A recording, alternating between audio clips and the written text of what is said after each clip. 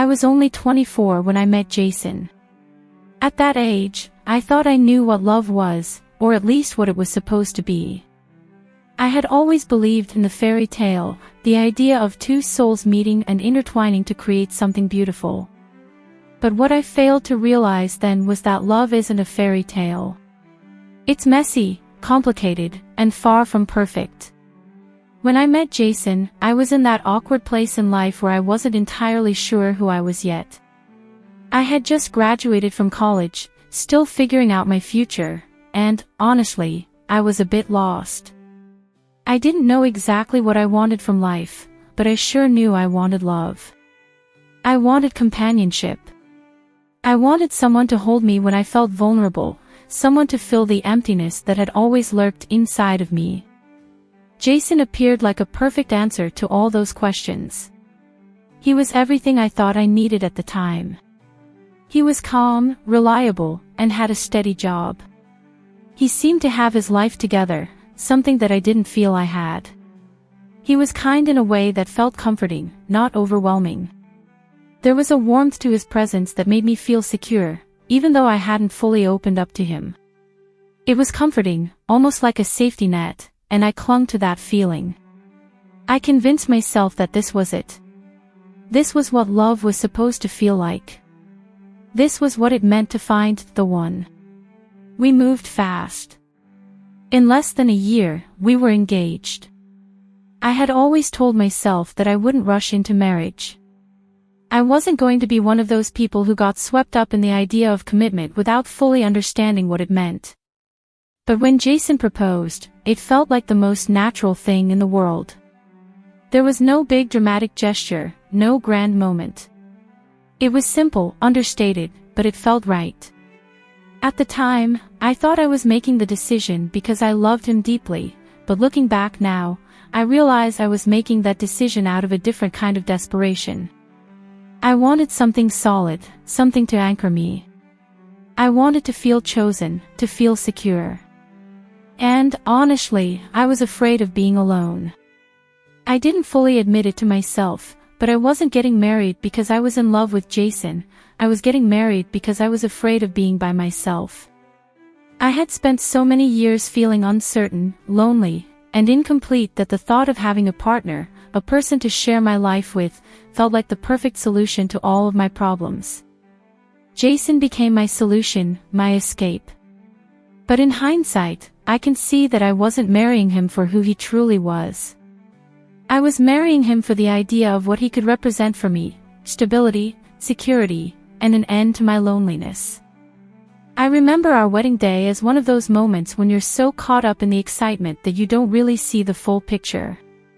The dress, the flowers, the vows, it all felt like a dream. But there was a small voice in the back of my mind, a quiet whisper that I pushed away every time it surfaced. It told me I wasn't truly happy. It told me that I had convinced myself of something that wasn't real. But I ignored it. I ignored it because I wanted so badly to believe in the fairy tale. The first year of our marriage was a blur of adjustments. There were moments when I thought, maybe this is just the way marriage is. Maybe I just need to be patient to settle into this new life. But the cracks started to show almost immediately. Jason was a good man, but he wasn't the man I needed him to be.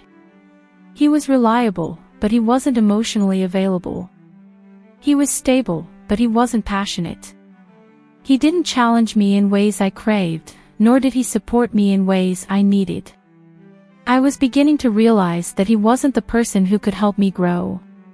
But I was too afraid to admit it. I kept telling myself that I was just going through a phase, that every marriage had its challenges. I didn't want to face the reality that I had built my life around something that wasn't built on the foundation of love, it was built on the foundation of need. I needed him, but I didn't know if I loved him. And deep down, I began to fear that he needed me for the same reasons. That fear kept me in this relationship, kept me holding on to a promise that was never truly mine. The first few months of our marriage felt like a settling-in period, a time of adjusting to each other's habits, routines, and quirks. It was what I had expected. But after that initial honeymoon phase wore off, the cracks that had always been there began to widen. The realization didn't come all at once. It came slowly, like a distant thunderstorm that you don't notice until the rain starts pouring. Jason was a good man, truly. He worked hard, came home every night, and made sure we had everything we needed. But there was an emotional distance between us that I couldn't ignore. He had his own world, and I had mine. We existed side by side, but we didn't connect. The most obvious sign was the silence that often filled the room between us. The conversations we had were shallow, surface level. We would talk about our day, the weather, bills that needed to be paid, but there was never any real depth. We never spoke about our dreams, our fears, or what we wanted from life. We didn't talk about the things that truly mattered. It was always the mundane things, the chores, the errands, the routine, that dominated our conversations. In the beginning, I told myself it was normal. Maybe we were just settling into the rhythm of life. After all, marriage wasn't supposed to be all fireworks and passion every day, right? But as the months went on, I started to feel like something was missing. Jason was emotionally unavailable in a way that I didn't understand. He wasn't cold or distant in the traditional sense. He was just there. He didn't seem interested in talking about feelings, about our relationship, or about anything more than the immediate, day-to-day matters. When we did have a conversation that was a little deeper, it felt forced, like we were both reading off a script. And then there was the loneliness. I remember sitting on the couch, looking at him as he scrolled through his phone, and feeling so completely alone. He would be right there, but I might as well have been in a different room. I wanted to feel close to him, to share something meaningful, but he was always just a little bit out of reach. It wasn't that he didn't care. It was that he didn't know how to show me that he did.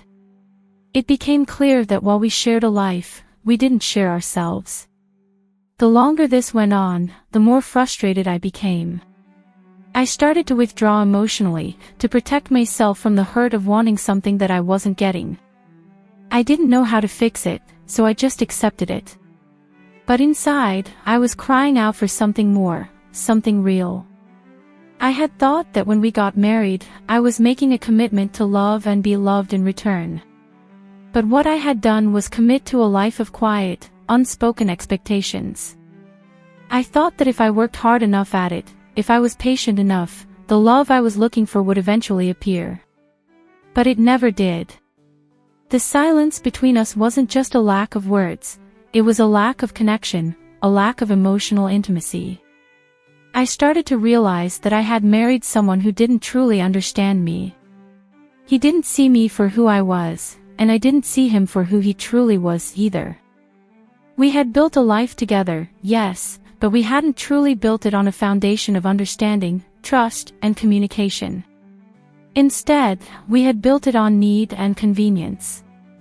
There were moments when I would try to open up, to talk about my feelings, but it always felt like I was speaking a different language.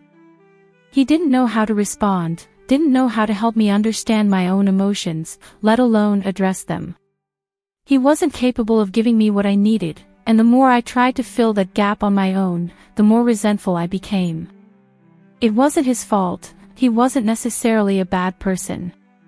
But we were two people living in the same space, carrying different emotional weights, without the ability to truly help each other. We didn't know how to support one another in the ways that mattered most. It wasn't just the lack of communication that bothered me either. It was the lack of passion. There was no excitement, no spark. Everything had become routine. Our physical connection had dulled, too.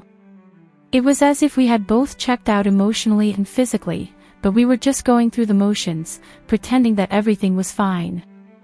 The intimacy, once something I thought was an essential part of marriage, became an afterthought. I wanted to feel desired, loved, cherished. But those feelings were absent.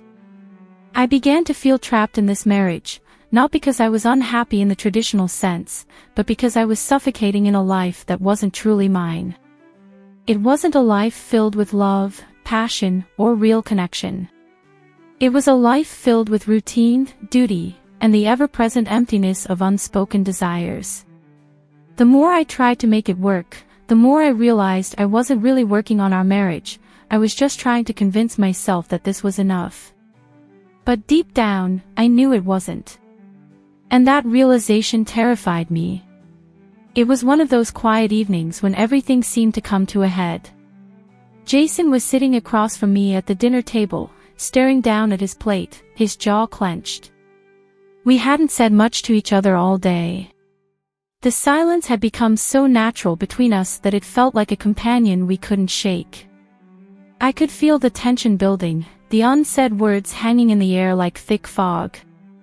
I had tried to talk to him before, to explain how I was feeling, but it always ended the same way, him withdrawing, avoiding the conversation, shutting me out.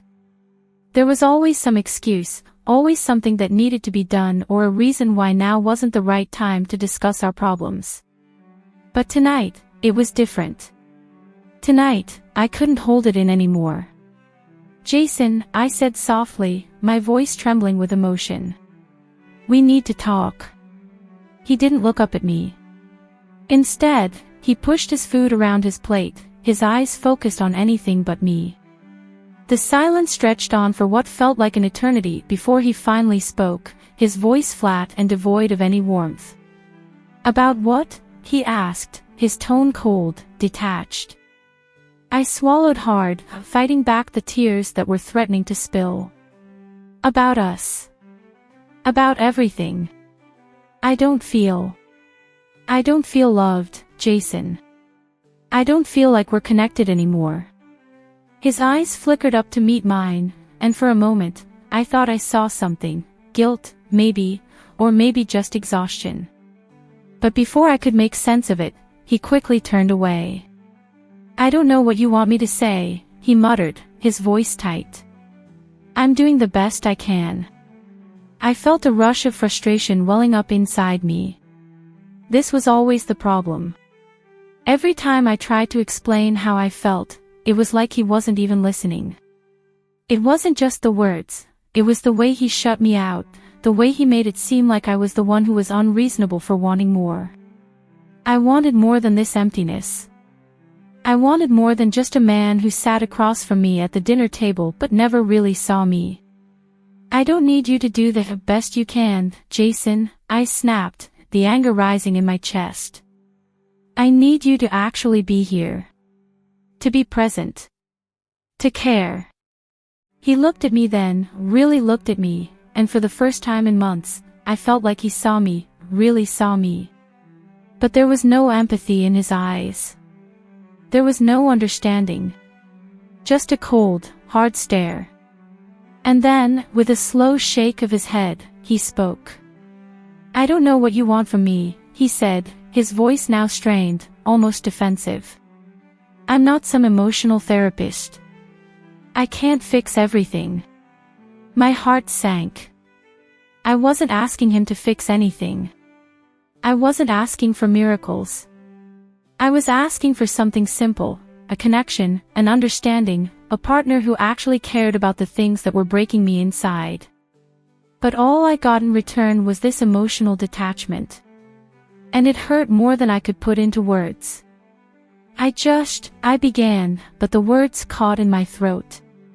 I took a deep breath, willing myself to stay calm. I just don't know if I can do this anymore. I don't think I can keep pretending that everything is okay when it's not. I'm not happy, Jason. And I don't think I've been happy for a long time. He finally looked at me, his expression unreadable. For a moment, I thought maybe he would say something, anything. But instead, he just stood up. His chair scraped loudly against the floor, and I flinched at the sound. He didn't look back at me as he grabbed his jacket and headed for the door. You're right, he said, his voice cold. I'm done. And with that, he walked out. Just like that. After everything, after all the time we spent together, after all the promises we had made, he just walked out without a second glance. The door slammed behind him with a finality that echoed through the empty room. I sat there for what felt like an eternity, staring at the spot where he had been. My mind was racing, my heart pounding in my chest. I wanted to cry, to scream, to do anything to make sense of what had just happened. But all I could do was sit there in the silence, feeling like I had just lost everything. In that moment, I realized something that hit me harder than anything else. I wasn't surprised. Not really. I had seen it coming, deep down, even if I didn't want to admit it. I had been holding on to a version of him that didn't exist anymore, holding on to a marriage that was already over long before he walked out that door. And now, all I had was the shattered remains of what I thought we had. I had finally reached the breaking point. And as much as it hurt, as much as I wanted to scream and cry and beg him to come back, I knew deep down that it was over. It had been over for a long time. It wasn't just his decision. It was mine, too. And somehow, that made it hurt even more. The days that followed Jason's departure were a blur. The house felt colder, emptier, even though I was surrounded by the same familiar objects. Everything felt out of place, as if the walls themselves were mourning the loss of something that had never really been there. I spent my time walking aimlessly from room to room, my thoughts a whirlwind of confusion and pain. I had told myself that I'd be fine. That I could move on. But as each day passed, I realized I was struggling more than I had anticipated. The loneliness wasn't just about missing Jason. It was the overwhelming realization that I had been living in a lie for so long. I had convinced myself that our marriage was something it wasn't. I had buried my feelings, ignored my own doubts, and sacrificed my own happiness for the sake of keeping up appearances. Now that he was gone, I had to confront all of it. It was late one evening when the moment came. I was sitting on the edge of the bed, staring at the ring on my finger, lost in thought. I hadn't taken it off since he left. Maybe I was still holding on to some small part of what we once had, or maybe I just wasn't ready to face the reality of it all. The silence in the house was deafening, and the weight of everything that had happened finally crashed down on me. I knew I had to be honest with myself. I had to admit something that I had been denying for a long time. I had married Jason out of desperation. I didn't marry him because I was in love with him, or because I thought he was the one. I married him because I was afraid of being alone. I had always been afraid of being alone. It wasn't easy to admit this to myself. I had always prided myself on being independent, on being strong and capable. But the truth was, I wasn't strong. I was scared. I was scared of growing old alone, of not finding love, of never having the life I had dreamed of. I had been so focused on the idea of marriage, of the life it promised, that I had ignored the reality of what it actually was. When Jason came into my life, he seemed like the answer to everything. He was kind, he was stable, and he wanted to build a future together. But in the back of my mind, I knew that something wasn't quite right. I didn't feel that spark, that deep connection that I had always imagined would come with marriage. But I told myself that it would come with time. That love would grow. After all, that's what everyone said, right? That love was something you built, something you worked at. But as the years passed, I realized that love wasn't something that could be built on a foundation of fear. It wasn't something that could thrive in a relationship where both people were just going through the motions. I had married Jason because I thought it was the logical next step. I had convinced myself that this was what I was supposed to do. But in the process, I had lost myself. I had stopped listening to my own heart, and instead, I had tried to make myself fit into a life that wasn't meant for me. I sat there, staring at the ring in my hand, and for the first time in a long time, I allowed myself to feel the weight of it. I had been pretending for so long that I was happy, that I was content, when the truth was that I had never truly been at peace with my decision. I had ignored the warning signs, told myself that everything would work out, but deep down, I knew it wasn't. It was never going to work out. The more I thought about it, the more the weight of the truth sank in. I had been desperate. I had married Jason because I was too afraid of what my life would look like without him. I had thought that marriage would fill the emptiness inside me, but all it had done was make it worse. The more I tried to make it work, the more I realized that I wasn't just trapped in the marriage, I was trapped in my own fear of being alone. And so, when I confessed to him, it wasn't just about admitting the truth to him, it was about admitting it to myself. I had been desperate when I married him. I had been desperate for love, for validation, for a sense of belonging. And when I finally said the words aloud, I felt a weight lift off my shoulders. It wasn't the relief of getting off easy. It wasn't the release of blame. It was a bitter acceptance of the fact that I had allowed my own fears to dictate my choices. I had chosen the wrong reasons, the wrong motivations, and the wrong person. Jason left that day, and I didn't chase him. Maybe part of me had hoped that he would stay, that he would understand and that we could work through it. But deep down, I knew the truth. He had to leave. I had to let go. And in that moment, as he walked away, I knew that this was the beginning of something new for me. Something painful, but necessary. Something that would force me to face my fears, my insecurities, and my own heart. I wasn't sure where this journey would take me, or what the future held, but for the first time in a long time, I felt a glimmer of hope. Because now, I was finally being honest with myself. And maybe, just maybe, that was the first step towards finding a life that was truly mine. Days passed, and I found myself in a place I never imagined I'd be, standing in the middle of my life, questioning everything I thought I knew. The house felt empty in a way I wasn't used to, no more awkward silences, no more waiting for Jason to come home. But in the stillness, I began to feel something I hadn't allowed myself to feel in years: freedom. I had stopped checking my phone, stopped wondering if Jason would text, or if he would come back to try and fix things. I was done chasing a version of happiness that didn't exist.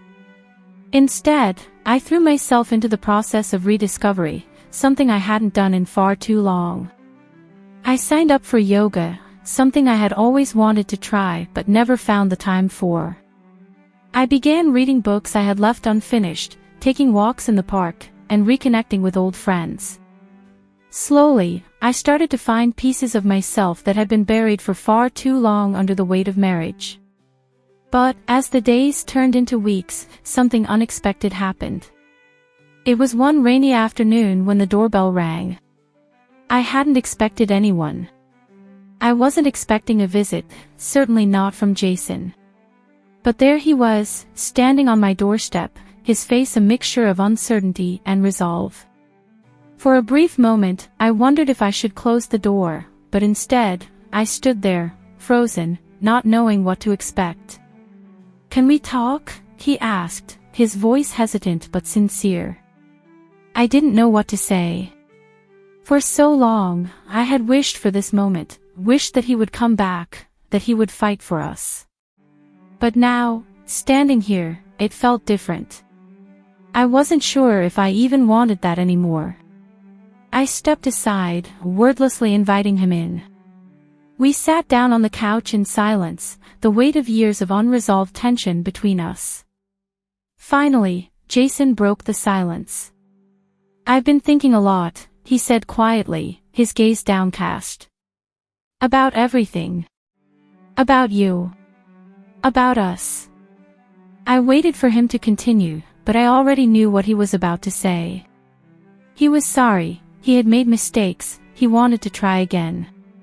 It was the same pattern, the same promises I had heard so many times before. But this time, something in me had shifted. I didn't feel the same desperation to make it work, the same need for his approval or his affection. "I don't want to go back to what we had," I said, surprising both of us with my clarity. I don't think I ever really wanted that. I thought I did. I thought I needed you to fill the emptiness I felt inside. But now I know it wasn't you. It was me. I've spent so long chasing something I thought I needed, but in reality, I needed to find myself. Jason looked at me, his eyes wide with a mix of disbelief and relief. You don't want to try again? I don't think I can, I answered, my voice steady, but filled with the emotion I had buried for so long. I think I'm done being desperate. I'm done seeking approval from someone else. I need to live for me now. There was a long pause, and for a moment, I wasn't sure what he would say.